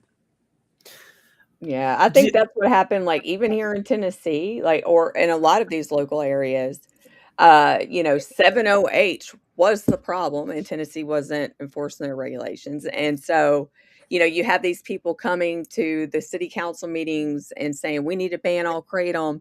And, next thing you know, so-and-so had a problem with kratom, or and it's all 7-OH. It's all 7-OH. And so then all kratom ends up getting banned. Yep. Yeah, I don't have it here because I'm cleaning up my office, but I do have the baseball bat that my son used to knock over mailboxes. He said he didn't. Oh, you still have it? Yeah, I still have it. I got it somewhere. And he says, I didn't do that, Dad. I didn't do that. So that's part of what we're dealing with here is that people say, well, it wasn't this thing. It wasn't the fact that my son or daughter was on these medications or illicit drugs. It was kratom. At some point we're going to have to say, you know what, we need to look at the actual scientific evidence, and we're going to continue to fight this. The comment which just was right. The KDA has a strategy where they're going to try to go county by county, and we have to be prepared to do the same thing. So to borrow a phrase from a person who's highly reliable, get off your butts and go and testify, right? That's important. In-person testimonies, and Jen and I, and I'm sure you too, Mac, that, let me just bring this up. In my Montana testimony, that Senator Boldman, or Ellie, I'm gonna call her Ellie. I don't know her last name. Anyway, she was almost convinced to change her vote based on my testimony because her and that addiction doctor were referencing me when they were talking about it. She was almost persuaded, and then she questioned that addiction doctor and stuck with her vote about the ban bill, wanting the ban bill to go through. I am a believer in personal testimony, and the cream on top of it and the cherry is a local person. Mm-hmm. I went to a hearing in Point Pleasant, New Jersey. Oh man, it's been 8 years ago or 7 years ago. Who was this? Somebody says it's a pleasure meeting you yesterday, Mac. I'm glad I had a chance to speak. Dude! Is that Jim? That's Christian! Oh, no, okay, Christian. Christian! Heidi, Dr. Heidi is looking for you because you two both share the same Shari malformation or something like that. You did amazing on your testimony also. You were awesome. You have got to hit me up. So Christian sent me an email, which I asked him to do. Thank you, Christian, for doing that. I'll make sure that Heidi has your information, and I'll circulate it to you as well. If Christian gives me permission, he may not want a couple good-looking babes in his life right now. So, I don't know. Is that sexist? I think it is. No. I don't think that's So anyway, I'll try to connect everyone. But yeah, Christian was fabulous. I mean, you talk about someone who that impassioned, obviously highly credible statement that moved people. Yeah. So yeah, great. And Christian, the way he delivered it, like he was so eloquent. Oh, there's Dr. Heidi. There's Dr. Heidi. She's been secretly watching this whole time. You silent watcher, you. But yeah, so because we streamed, we streamed yesterday. But after the fact, we were talking about how Christian was speaking, and it was just so eloquent. It was just so like, it's like he could do an audiobook. Yeah. So for the record, Heidi sent me an email afterwards and said, I did not understand what the hell you were talking. She didn't use hell. I knew what you were talking about in part of my testimony.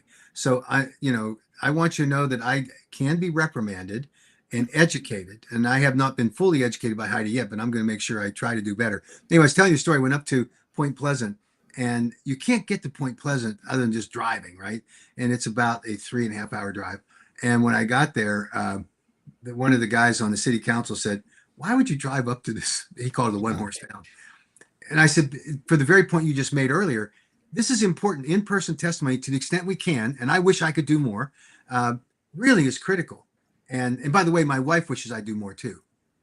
Now testify. So these are the things that really make a difference. And so a local person, that's really the creme de la creme. That's the greatest. And then behind that, for those that can, personal testimony in person is great. And then, of course, the zooming in is also very effective. So everybody needs to do it. Everybody. Just a second. Montana. Get off your butt.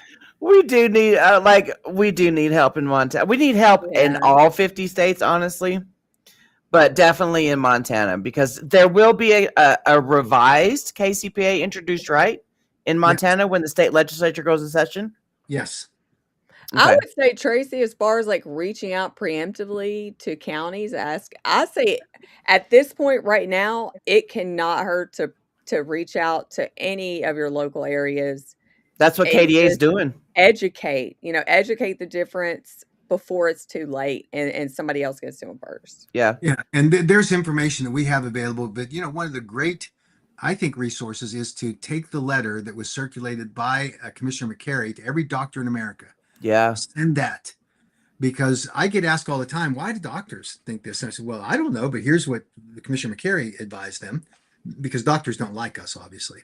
So, what is that? Mac, you're just like my husband. When I tell him we need to talk, he always thinks he's in trouble too. Well, usually when you tell him a certain way, your husband knows. No, trust me. I know I'm in trouble when it's given in a certain way.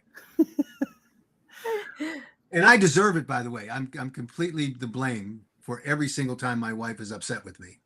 Well, my husband would say the same thing, Mac. So, I mean, I think you're probably right. Your husband's a very smart man. I just want you to know. The senator in Montana. Which one? So the House Speaker is Speaker Len, I think is his name. Great friend of Kratom, or Lair, maybe it is. Oh, the Speaker. Yeah, okay. He's a great friend of Kratom. Senator Barry Rusher, who lost his reelection, unfortunately, is a great friend of Kratom. So now we're looking for on the Senate side, but we've got great advocates there.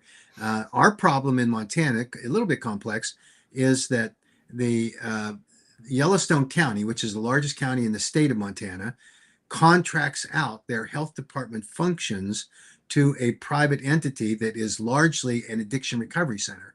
And Mr. Fortis, who runs that, was the one who testified at the last hearing, and then his associate, the woman that was also there, anti-Kratom, but there is a real question, not only about the reason that addiction recovery center doesn't want Kratom, we all know that, but where someone can come in and have the authority contracted to them under Montana state law. That's a real question. So we're going to be there questioning that authority and working with people in Montana. Every state is going to be important. Every state brings its own complexities to it. We just need to work harder and recruit more advocates and do the best we can. I'm going, Kathleen, if you're talking about the one that was referencing me. Anti-Kratom. Oh, he is anti-Kratom? Which one? There was a couple on that Senate that was sitting up there in that Dios. Is it called a Dios? Dias. Dias. Or Dias. So, Representative Meeks, obviously, if I have his name correct, he was the coroner. He's anti-Kratom. And there was an emotional one. I know there was an emotional one. Got a little bit emotional. I think Representative Ott probably is anti-Kratom, but not for a ban. I think that was clear. She does not want it behind a pharmacy counter, and she doesn't want to ban it. So, are you talking about Georgia? Yeah, I'm sorry. Oh, we're talking about Montana. Oh, I'm sorry. Well, you're talking about the states. What was her name? She's the blonde lady. That was Boldman, or the one that went after. Anyway, she blocked me earlier this year in May. Yeah. On X. All I did was drop my testimony in her comment section. and I reposted a post asking other people to respectfully drop their testimony, she blocked me. But I call her the Guinness guzzling senator because her profile picture was a Guinness. It of is. her. She's literally holding a giant Guinness. So we need to do a genealogical review to see if she's related to Dean Francis, because this genetic tendency to block people that don't agree with you, maybe Mhm. there's something to that, and we could develop a vaccine that makes people more reasonable in terms of that kind of thing. Who knows? Kathleen, if you're talking about that guy that pretty much said that, oh, I heard all the testimonies from the people that say that And I'm Kratom helped sorry it's him. going to make your life harder, but that's Yeah. yeah. If you're talking about that guy, it was Senator Nolan. If that's the guy you're talking about, Mac. When I was watching that hearing, I had to rewatch it, right, so I could clip up my points for my TikTok videos. Somebody farted. Oh yeah. Somebody farted. The one guy that was questioning Matt Salmon, during their going back and forth. Totally, yeah. Somebody farted. Well, I'll tell you, I don't know about that, but I can tell you that that Senator Rusher told me that there are more cows in Montana than voters, and I think that that you probably have a common practice. And I know cows fart a lot, so maybe it's just part of the shtick there. I don't know. I'll have to show you the video later. I was like, and I didn't catch it the first time when we were watching it, and so I go and screen record so I can clip up my TikTok videos, and I was like, you hear this. It's hilarious. Do you have an update for Massachusetts? That was him. Yeah, Kathleen, that's him. Sorry, I just looked him up so I could see his face. Yeah. So in Massachusetts, there will be a lawsuit filed first of the week. I just reviewed all of the filings this morning, and we're going to sue the Department of Health. We think that they cited the wrong authority, and they don't really have what they claim to have. So this will follow in the footsteps of what we did in Ohio and what we did in Florida. We do not like to be in the mode of having to litigate against state agencies. But when we are in that position, the state agencies have to follow what the law says. And we think that we have a very reasonable chance of success in the state of Massachusetts. So that litigation will be filed.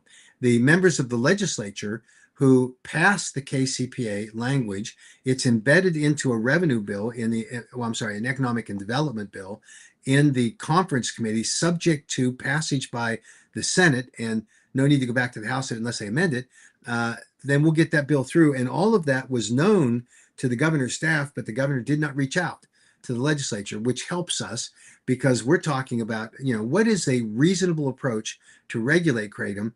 And you have a governor that was just looking for votes in a populist cause, as opposed to the reality of what the safety profile of kratom is. So what typically happens after we file these lawsuits is there's a scramble for a way to settle them. And the judges favor that. They want these parties to get this resolved. And there may be a pathway for us to resolve this particular issue through a settlement negotiation. But absent that, we're going to continue the litigation. And I think the legislature is going to be empowered to help us to resolve the issue and strip through legislative action the authority of the Department of Health to do what they've done. So the lawsuit is pretty much to put a hold on the ban? Yeah, you file two. One's a complaint where you allege the facts of the matter, and you demonstrate that the action taken by the Board of Health did not comply with Massachusetts law, and the action taken by the governor was inconsistent with that law, and therefore we're seeking a remedy. The second document that's filed is a temporary restraining order, which the judges will evaluate and say, if we have a reasonable basis of success, that they will grant a TRO blocking the state from implementing their ban on kratom. We think that we have that. Now, that's the strength of that TRO document will dictate how reasonable the State Department of Health will be when we have these discussions. This is what happens. the department regulators dominate all of the discussions leading up to a regulatory action like this. Then when their lawyers get involved, when they get sued, suddenly the lawyers, and I hate to utter these words, get more reasonable. And they say, what can we defend? Right? And so they'll start to have a reality check.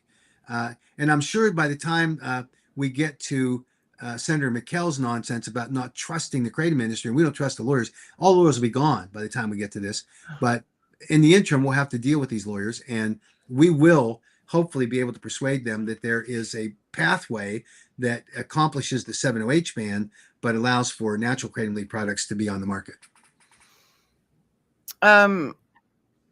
I know Caitlin says, not sure if it's okay if I could post this here, but Odie's is contributing a portion of all sales to Massachusetts lawsuit. That's amazing.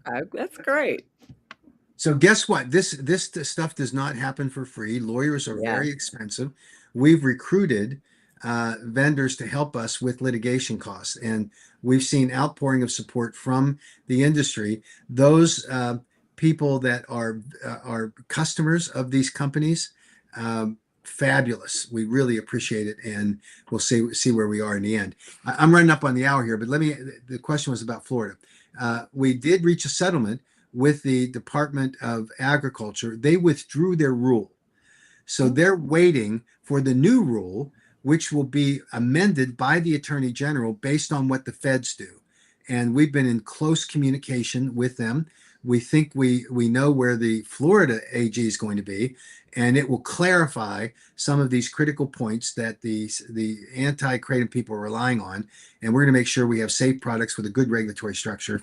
The Department of Agriculture will never be a friend of kratom as long as the current administration and the key people in that administration are in place. But they will have to align with what the rule is by the Attorney General, and they're going to have to align with state law.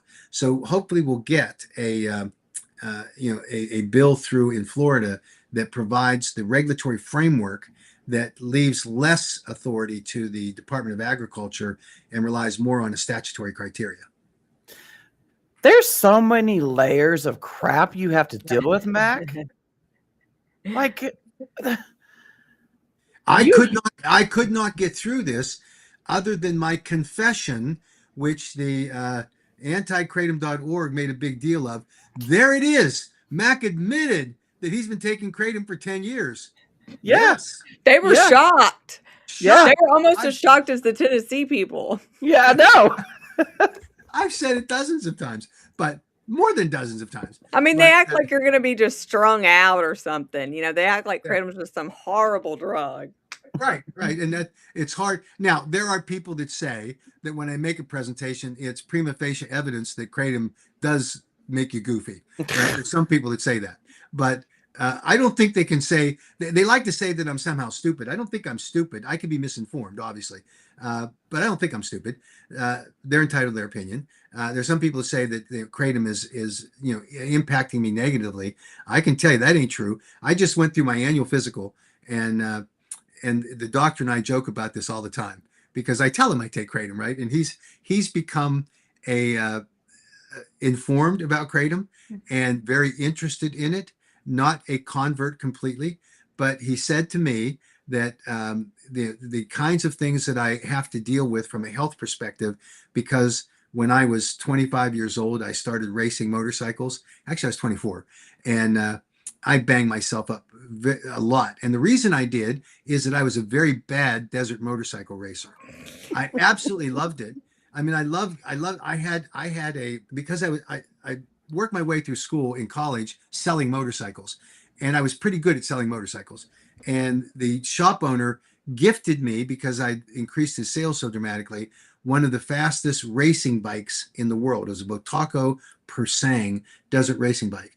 Now that's like giving a race car to a teenager. It makes no sense. And that thing was way too powerful. So I banged myself up a lot.